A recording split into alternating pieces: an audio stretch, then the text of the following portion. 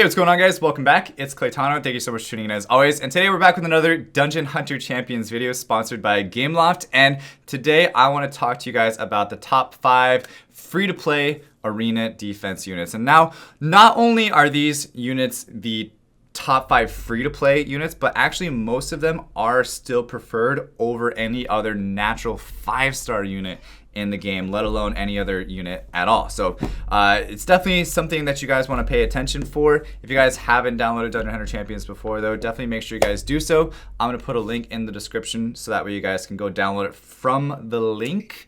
And you can download for your Android, iOS, and Windows 10 devices. It's a whole lot of fun, but let's get into the list here. So the number 5 unit on the free-to-play list, it is, okay, just keep in mind, guys, this is free-to-play, not farmable. Okay, so free to play, it just means it's a little bit easier to obtain. So the first one that we have, number 5 on the list, is actually going to be Lily, the Light Dryad. And the reason why is because the stall meta right now is extremely strong for arena defenses. That's like pretty much the best way to build your arena defenses is through stalling out the enemy offense so that way they can't beat your team within a minute. Okay, now Lily definitely helps out with that for a lot of different reasons. Now she has this ensnaring roots which immobilizes and marks the enemy. So the fact that you're able to immobilize the enemy just kind of puts them in this like trance where they can't kill you, right? They're basically stunned. They can't, as long as you're staying far enough away, they can't hit you with any like ranged attacks or anything like that, and it just messes people's arena offenses up completely. Wall of Thorns is actually kind of a similar thing. So it puts out like literally a wall of thorns across the floor, and people that walk through it get slowed, and just like I said, it slows down. Anything to slow down the enemy from attacking you and killing your team is basically the idea in the name of the game right now. You also have Purifying Bloom, which is a crazy support skill, does a ton of healing, and then also removes 1 debuff from each of the allies that are standing inside this little bloom of healing. And then last but not least, Will of the Wisp conjures minor spirit to damage an enemy from a distance. This doesn't really do anything, but you're mainly looking at these 3 skills right here are the main ones. Now, the 4th monster on the list is actually going to be her dark sister, which is Violet. And I'm actually, for this, I'm going to pull up some arena logs as well.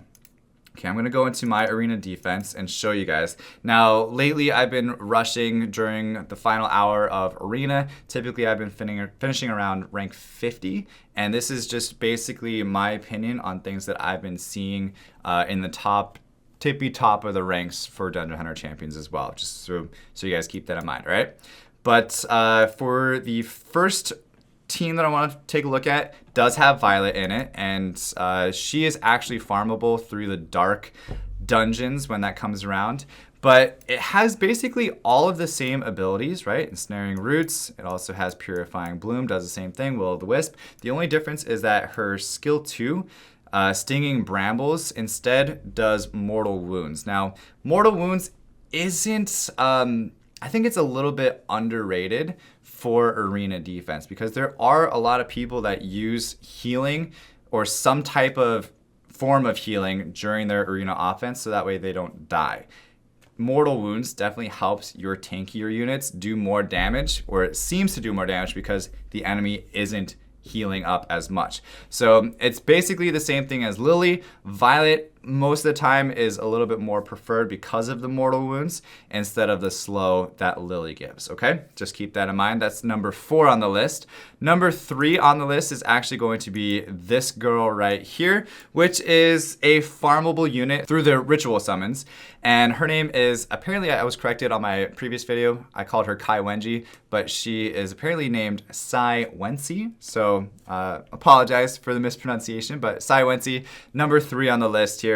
And the main thing she does is a whole bunch of healing and a whole bunch of crowd control, and that's exactly what you're looking for. So stunning moves, it's a huge blast, damages and stuns affected enemies. Now this is like a very big area that it stuns, okay? Blast a cone-shaped area with waves of music 3 times, each blast damages and stun. So not only is it just the first one, but it's like the second one and the third one all do the same thing. and it's really, really annoying if it happens to land it on all of your monsters. You're just literally sitting there with nothing to do.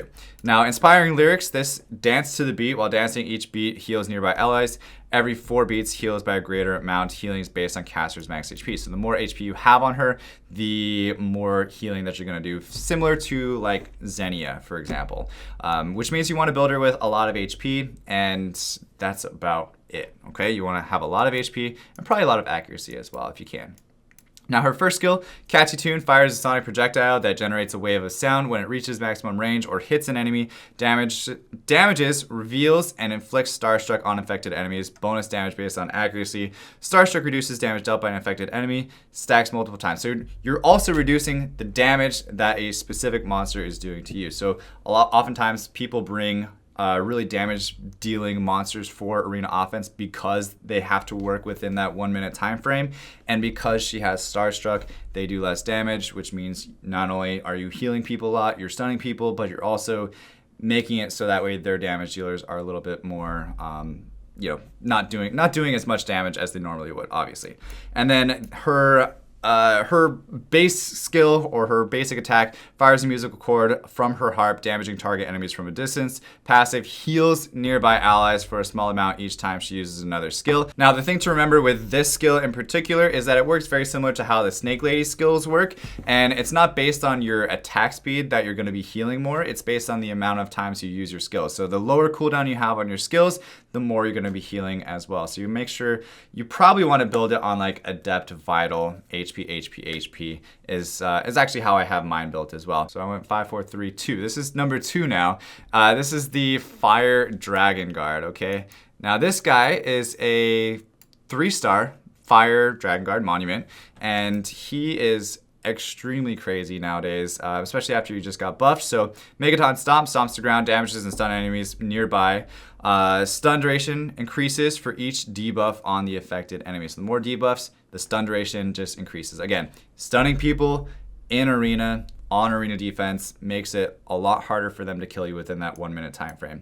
Guardian's Impact raises defense of all nearby allies and jumps to a location, slamming the ground, deals damage to enemies in the area. The fact that you have your raises defense up, again, you're taking less damage, you're stalling out for more time if possible. Demoralizing Blow, a mighty blow that deals damage to enemies in a huge arc and lowers the attack. So lower their attack, raise your defense, stun them, also put it on like Dazzling or something as well, so you stun even more. And then your first base attack, Swings Mace, damages enemies. Passive, when allies' current health drops below 30%, applies the Undying buff. So this is very similar to like the Scan Berserkers where they spin around and you can't kill them, right? This is basically what it is. So each ally can only be affected by Dragon's Favor once every 45 seconds, cannot affect self or other Dragon Guards. So once every 45 seconds, that means you get one time during the fight that you have this Undying buff on your allies, okay? Which is pretty important. This could potentially decide whether you win or lose the arena defense. And then the number 1 free-to-play monster or champion now for arena defense is actually going to be a 4-star unit. I apologize. Again, it's not farmable. These aren't farmable monsters, but they are free to play. It's the Water Magical Girl, and she is extremely overused in top level arena. So Queen of Hearts, very similar to like the Fire Magical Girl's third skill as well. Blesses all enemies, protective magic, absorbing incoming attacks, reduces all damage dealt to the affected allies. At the end of its duration, this spell unleashes its energy, dealing damage proportional to the damage absorbed by all enemies near affected allies. So taking in damage, absorbing it, not taking as much damage as you normally would, allowing your monsters to stay around for longer than a minute. You're good to go. Okay, Cleansing Circle removes all debuffs. Healing is based on caster's max HP. You're removing all debuffs. That's insane, okay? Insane. It's super, super powerful, trust me. Ribbon Whip whips a ribbon of energy forward 3 times. Each ribbon lowers the enemy's defense in a line.